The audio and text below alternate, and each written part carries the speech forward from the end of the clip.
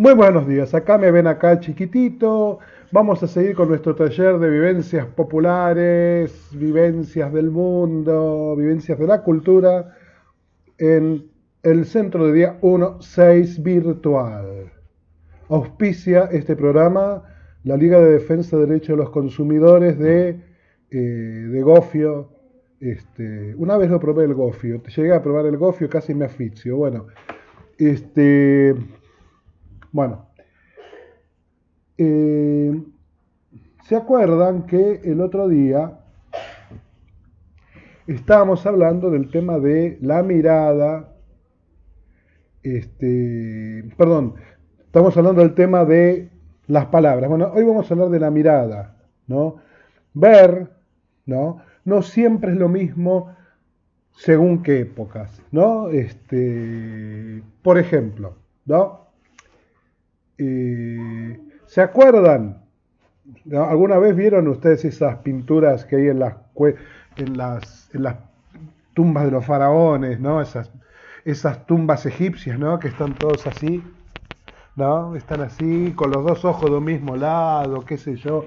Digo, qué mala onda esta gente, ¿no? Qué mal que pintaba, ¿no? No tenían ninguna perspectiva, al margen del tema técnico, ¿no?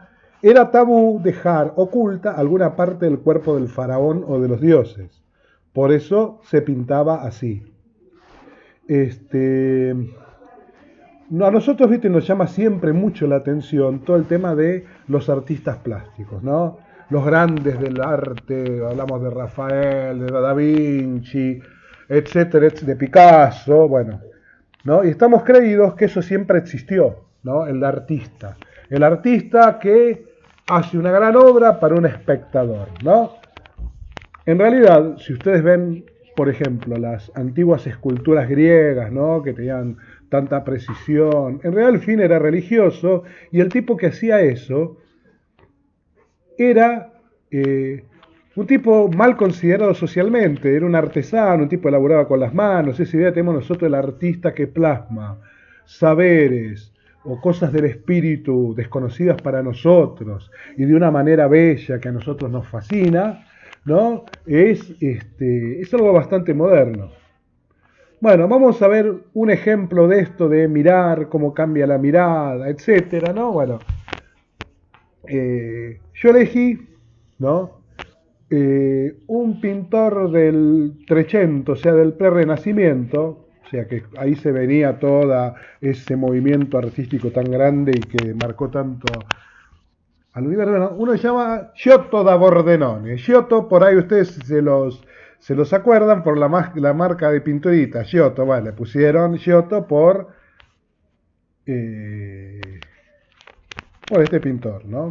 ¿Qué tiene de particular este pintor, no? Que es el primer tipo que es considerado, como conocemos ahora en la modernidad, un artista. Un tipo que va a tener fama, un tipo que va a ser amado, ¿no? Pero bueno, ¿qué pasaba? Cambiaban muchas cosas en esa época. Estaba rompiendo todo ese orden religioso, anterior al Renacimiento, ¿no? Aparece todo un humanismo, aparecen nuevas formas de mirar, y etcétera, etcétera, ¿no? Por ejemplo, ¿no? A ver, vamos a hablar de un poquito qué pasaba, porque generalmente las pinturas, ¿dónde estaban? En las iglesias, las basílicas, todo eso, ¿no? ¿Qué ocurre? Cuando el Imperio Romano, ¿se acuerdan del Imperio Romano? Esos que hablaban todo buenas noches, decían, ¿no? Bueno, y te mandaban al foso con los leones, bueno, tantas películas con estos actores, qué sé yo, con Richard Burton, esas cosas, bueno. Este, el Imperio Romano era un imperio, eran politeístas y adoraban una figura, generalmente adoraban tanto dioses familiares como dioses importados de los griegos, que generalmente el culto era meterse en un lado donde había una estatua de un dios y se hacían rituales a su alrededor, ¿no? Cuando el Imperio Romano se entra a volver cristiano, ustedes saben que el judeo-cristianismo tiene un tema muy negativo con las imágenes, es idolatría, andar idolatrando imágenes, ¿no? Y se vieron en el quilombo de cómo adaptamos nuestros lugares de culto, que antes eran politeístas, a la nueva religión monoteísta, ¿no? Entonces, ¿qué hacemos? ¿No? Agarraron, ¿no? Eh, Vieron que no podían adaptar los antiguos lugares religiosos romanos por esta misma característica. En un lugar redondo, con un dios en el centro y todo el mundo alrededor hacía los rituales. Bueno, eso, ¿cómo hacemos? Entonces consiguen unos lugares, se les ocurre, que eran unos lugares, unos salones muy amplios, que se usaban inclusive para actividades comerciales, ¿no? Y que por su lugar, características, pertenecían al emperador o al rey, o sea, al basileus, ¿no? Ese es el origen de las primeras basílicas, ¿no? ¿Qué ocurría? La religión judeo-cristiana, o sea, se transmite básicamente a través del lenguaje, del texto revelado, ¿no? ¿Cómo le explicamos la historia sagrada a una población que el 90, 25% era analfabeto, ¿no? A la Edad Media, ¿no? Entonces hubo como una especie de flexibilidad dentro del cristianismo de decir, bueno, se pueden poner en las basílicas dibujos, pinturas, frescos que iluminen, usan ese término, la historia sagrada. O sea, qué sé yo, te hacían qué sé yo, toda la vida de Jesús en diferentes paneles, etcétera, etcétera, ¿no? Si ustedes se acuerdan que alguno vio un mosaico bizantino que eran muy simples, ¿no? Que realmente pues no había ningún fin artístico. El fin era pasarles como una historieta a todos los analfabetos para que más o menos se acordaran de la historia sagrada junto con la explicación del sacerdote. Bueno, entonces, alrededor de los años 1300 había un pibe pastando a las ovejas, pero de paso se divertía en una madera haciendo dibujos. Había un tipo que hacía estos frescos de las catedrales, que inclusive tenía cierta fama ya, se llamaba Cimabue, ¿no? Eso todo dice el mito del origen del arte de Giotto, ¿no? Y se encontró con Giotto ahí dibujando y se quedó asombrado. Y al toque se lo llevó con él, lo hizo como lo apadrinó, y ahí empezó su gran larga carrera Giotto da Bordenone, ¿no? Bueno, ¿ven? Acá está Cimabue, ¿no? Este es el periodo de vida de Cimabue, bueno, y este es el periodo de vida de Giotto, ¿no? Giotto llegó a conocer el Renacimiento ya bastante más avanzado, ¿no? ¿Qué ocurre? Con Giotto, por lo menos las interpretaciones que yo sigo, se nota toda esta ruptura del arte medieval, ¿no? Al arte renacentista, ¿no? ¿Qué pasa? Eh, eh, Se deja por ahí de pensar el universo concentrado en lo sagrado y en los cielos, ¿sí? Y se empieza a pensar el mundo, ¿no? En términos de profanos, del hombre, del deseo, de lo bello y todas las cosas terrenales, ¿no? Bueno, este era, para ver la diferencia, este era un fresco que había hecho Cimabue, ¿no? Acá está la Virgen con Jesús, los ángeles, ¿no? Vieron esas cosas bien medieval de, en realidad, eh, cero expresividad, ¿no? Porque en realidad el cuerpo expresivo, lo que importaba era lo que causaba espiritualmente, bajo la guía del cura, a lo que pasaba.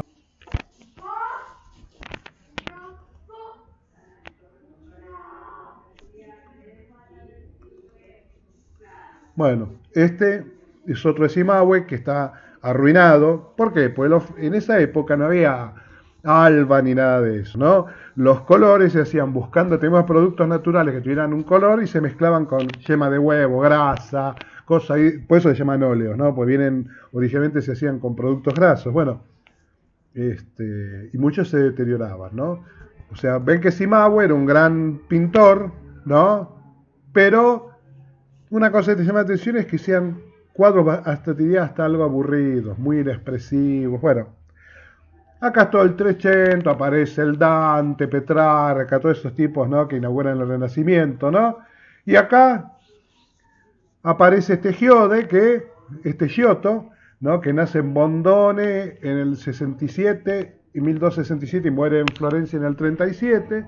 Bueno, hizo mil cosas, ¿no? Eh, los frescos de la Basílica de los Ricos de Asís, los frescos de, de la Capilla de Padua, murales de la... Pero bueno, un montón de cosas, ¿no? Eh, fue el primero que empezó a pensar que el arte, más que tratar de imitar lo que suponía bien el cosmos, en el cielo, el bien o la historia sagrada, se puso a pensar diciendo, ¿qué ideas tengo como artista? ¿Qué ideas quiero plasmar? ¿No? O sea, si hago un cuadro que es, qué sé yo, la crucifixión de Jesús, lo que tratar de plasmar es el sufrimiento divino y corporal y graficarlo bien. Bueno, este,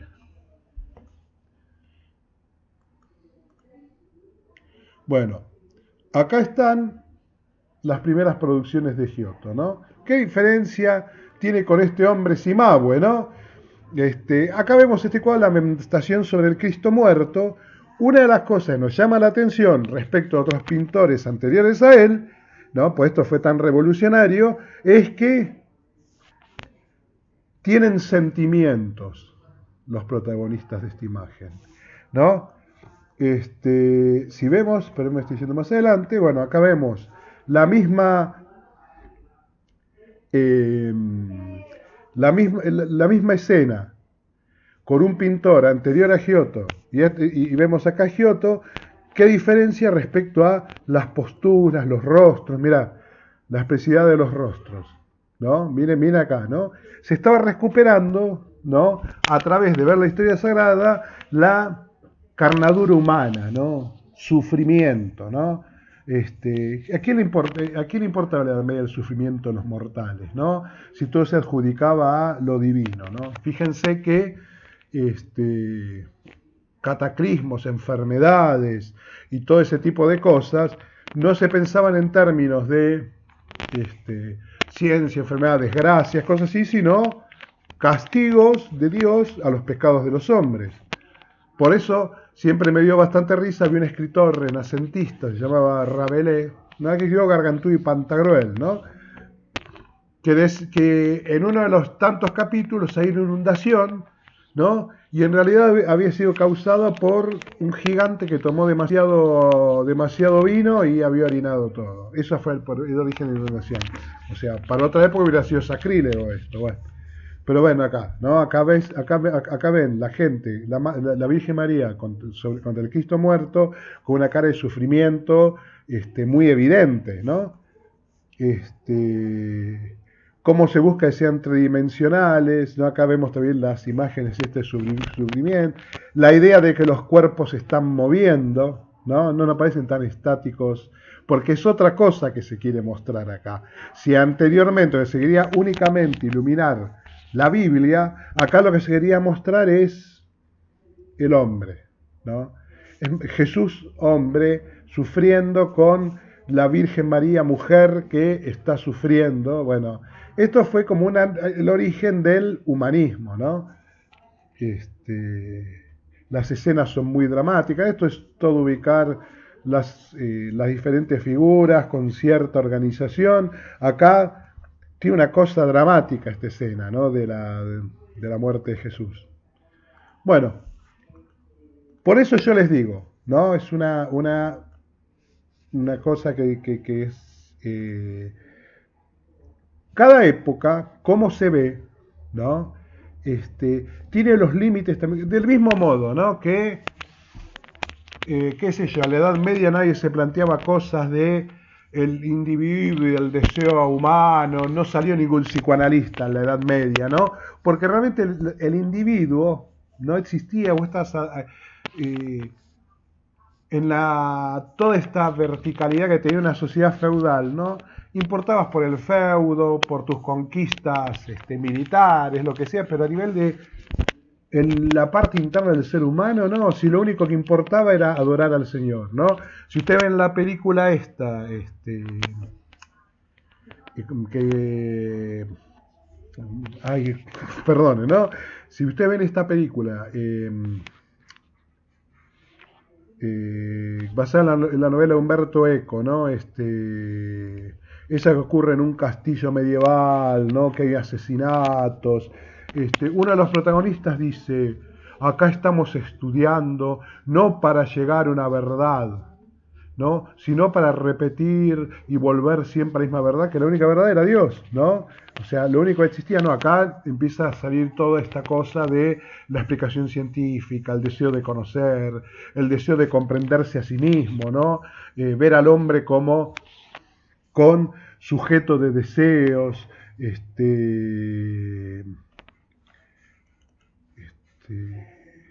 interrogantes sobre la vida y sobre la muerte.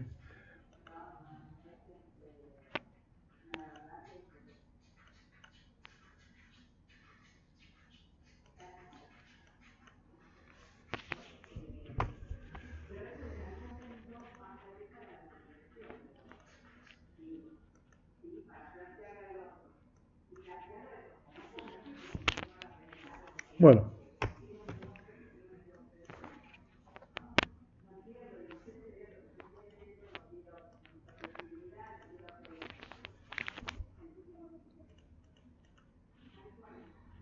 a ver, entonces acá llegamos al Renacimiento, que era lo que quería mostrar, ¿no? ¿Qué pasa con el Renacimiento que tanto influenció a la humanidad, ¿no? O sea, nos vamos abandonando el cielo, la tierra no es una burda imitación de la belleza de los cielos, sino que el hombre empieza a tener valor por sí mismo, ¿no? Empieza a haber una sociedad cada vez más urbana, aparecen estas grandes ciudades tipo Florencia, donde uno iba con un gran sombrero ahí, filosofando, yendo a eventos, que yo, salvo los pobres giles que irían a laburar como cualquier otra. Empieza a pensarse la sociedad en términos científicos, ¿no? Por eso aparecen toda esta gente que además de por ahí eran pintores, pero también eran tipos muy conocedores del cuerpo humano, de la filosofía, de las matemáticas. Empiezan a ver todos estos que dicen polímatas, ¿no? Estos tipos renacentistas, ¿no?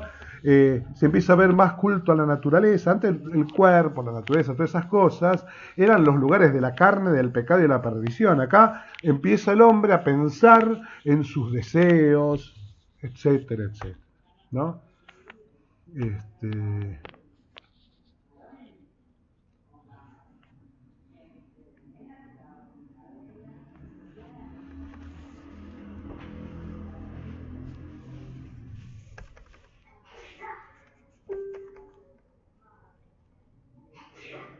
Fíjense una cosa que les quería mostrar. Acá hay una escena bíblica de la Virgen María encontrándose con parte de su familia, no me acuerdo muy bien con era. Sin embargo, está ambientada en un lugar urbano que no tiene nada de semítico como era la antigua Jerusalén. Están todos vestidos a la última moda renacentista, ¿no? Lo mismo que acá ves San Sebastián, ¿no? Con construcciones que son muy de la época. En realidad lo que estaban haciendo era estar bajando el cielo a la tierra. Eh, lo que consideraba la perfección, ¿no? Del más allá, ¿no? Se entra a buscar en la tierra, se entran a asombrar el ser humano por la belleza de los cuerpos, de los deseos humanos, de la naturaleza, etcétera, etcétera, ¿no? Fíjense esta costumbre de poner gente en bolas, ¿no? Pero el tema de la gente en bolas no era solamente por un tema de recuperar el cuerpo, sino por el conocimiento del cuerpo, ¿no? Para pintar todos estos cuerpos, tipo acá, San Sebastián, ahí que lo han reventado a flechazos, ¿no? Se necesitaba grandes estudios, estos tipos se podían estudiar anatomía, cómo funciona el sistema muscular, la posición de los huesos, ¿no? Cuáles son las posiciones más armónicas del cuerpo humano. Fíjense este otro cuadro, ¿no? Que es Cristo muerto, cuando lo bajaron de la cruz, ¿no? Que es increíble porque hasta el tono de la piel, la marca de las heridas, coso, es algo que está profundamente estudiado para representarte realmente un cadáver.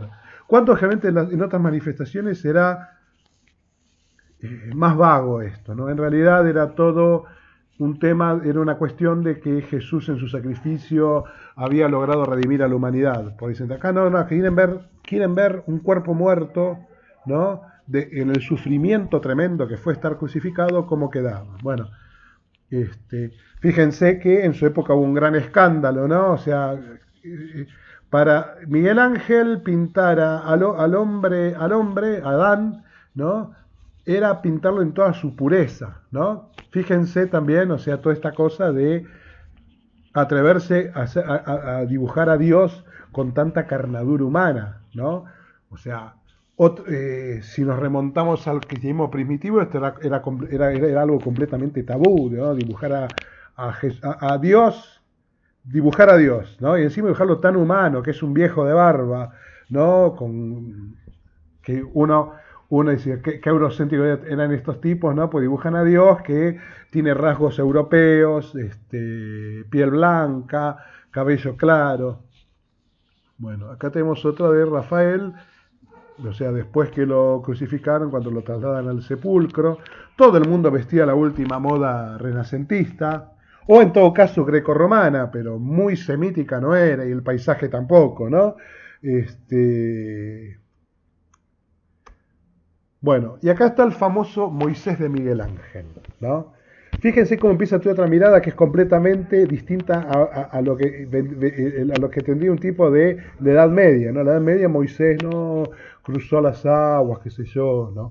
Esta escultura de Miguel Ángel ha sido estudiado tantas veces, ¿no? Porque todo el mundo está pensando, digo, ¿qué carajo le pasaba a Moisés ahí? ¿No?